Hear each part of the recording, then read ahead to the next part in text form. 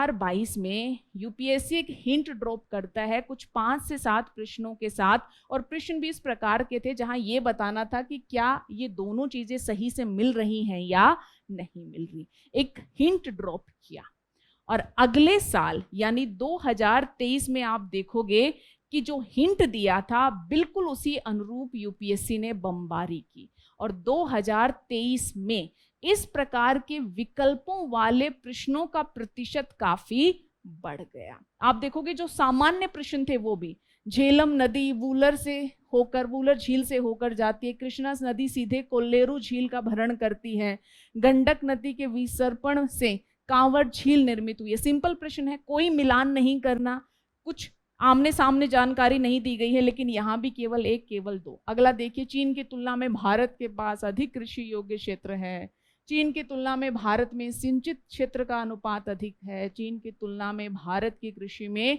प्रति हेक्टेयर औसत उत्पादकता अधिक है। आपको ये बताना है कि इसमें से कौन से नहीं बल्कि कितने विकल्प सही है।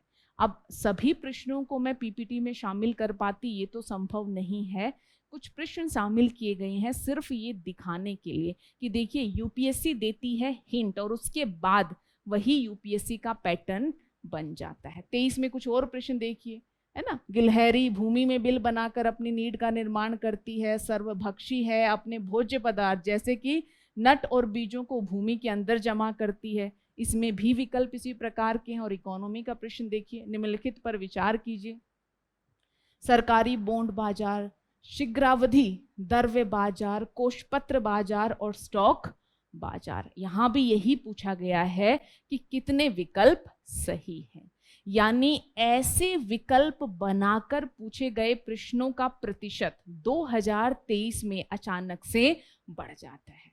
अब यहां पर मैंने क्या कहा था, ये तो मुझे भी पता है कि अगर आप लोग तैयारी के क्रम में हैं तो आप लोग जानते होंगे कि यूपीएससी कैसे विकल्प बना रही है, लेकिन उस विकल्प से पैटर्न पकड़ पाना ये ज्यादा जरूरी है।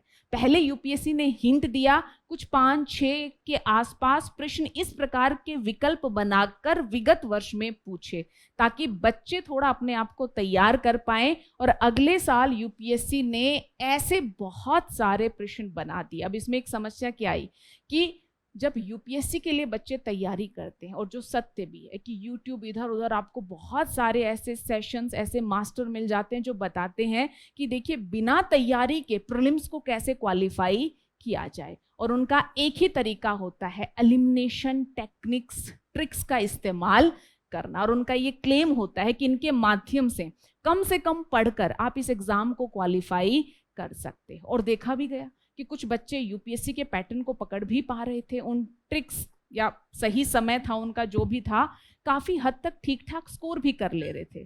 तो फिर यूपीएससी ने सरप्राइज किया कि देखिए हम आपके लिए इतना प्रिडिक्टेबल नहीं हो सकते हैं, तब इस प्रकार के विकल्प दिए। अब इसमें एलिमिनेशन का कोई ज्यादा स्कोप नहीं है, 1 भी सही हो सकता है, 2 भी, 3 भी और सभी 4 भी। अगर आप आश्वस्त हैं तभी आप उत्तर दे पाएंगे। हाँ, कभी कभार ये भी हो सकता है कि आपने अनुमान से प्रश्न का उत्तर दिया लेकिन वो आपकी झोली में आ गया, लेकिन आप आश्वस्त नहीं हो सकते।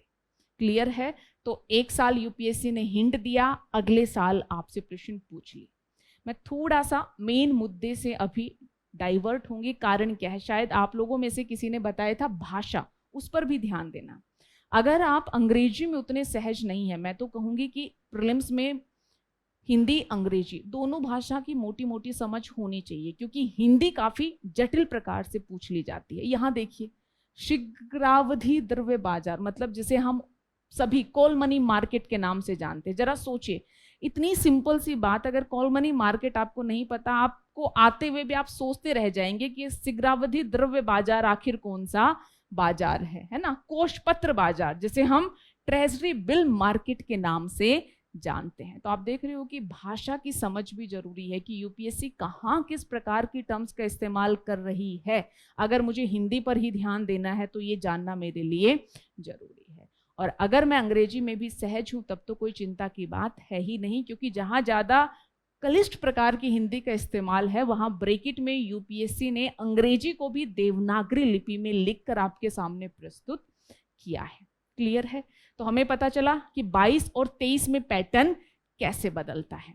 अब 23 से ही एक पैटर्न और चल रहा था। 23 के प्रश्न मैंने डाले नहीं जानबूझकर। वो पैटर्न क्या था, धीरे धीरे धीरे धीरे अंडरग्राउंड यूपीएससी कथन और कारण वाले प्रश्नों को प्रस्तुत करने की कोशिश कर रही थी। ऐसा नहीं कि इससे पहले नहीं पूछे गए, लेकिन 23 में भी ऐसे कुछ प्रश्न पूछे गए। 24 में ये तरीका थोड़ा प्रोमिनेंट होता है ताकि बच्चे ये समझ पाए कि अब सिर्फ 1 2 2 3 3 4 सही, हम इसी की बात नहीं करेंगे। अच्छा केवल एक विकल्प सही है, केवल 2, केवल 3 या सभी चारों, हम इसी की बात नहीं करेंगे, बल्कि कथन कारण सह संबंध पर भी आपसे प्रश्न पूछेंगे। और देखिए 24 का क्वेश्चन पेपर, इसमें वही 5 7 8 प्रश्न कुछ ऐसे रहे जो कथन कारण के सह संबंध पर आधारित थे। जैसे कथन 1, पार्थिव विकिरण की तुलना में आगामी या इनकमिंग सौर विकिरण से वायुमंडल अधिक गर्म हो जाता है। अब बेसिक आइडिया है, ये तो ज्योग्राफी में आप सबने पढ़ा होगा कि वायुमंडल आखिर गर्म कैसे होता है। इनकमिंग से होता है या जब री-रेडिएट या पार्थिव विकिरण होती है उसके माध्यम से। वायुमंडल में कार्बन डाइऑक्साइड और अन्य ग्रीन हाउस गैस दीर्घ तरंग विकिरण के अच्छे अवशोषक हैं। आइडिया तो बड़ा सिंपल है, दोनों ही जो स्टेटमेंट हैं वो सिंपल। अगर आप ज्योग्राफी को सही से पढ़ रहे हो और क्लाइमेटोलॉजी को आप समझते हैं तो आपको पता होगा कि स्टेटमेंट सही है या नहीं है। लेकिन दिक्कत तब हो जाती है जब ये बताना हो कि उपयुक्त कथनों के संबंध में कौन सा सही है। कथन 1 और कथन दोनों सही हैं और कथन 2 कथन 1 की व्याख्या करता है। अब बच्चों के सामने एक बड़ा प्रश्न ये था कि व्याख्या करना हम किसे कहेंगे।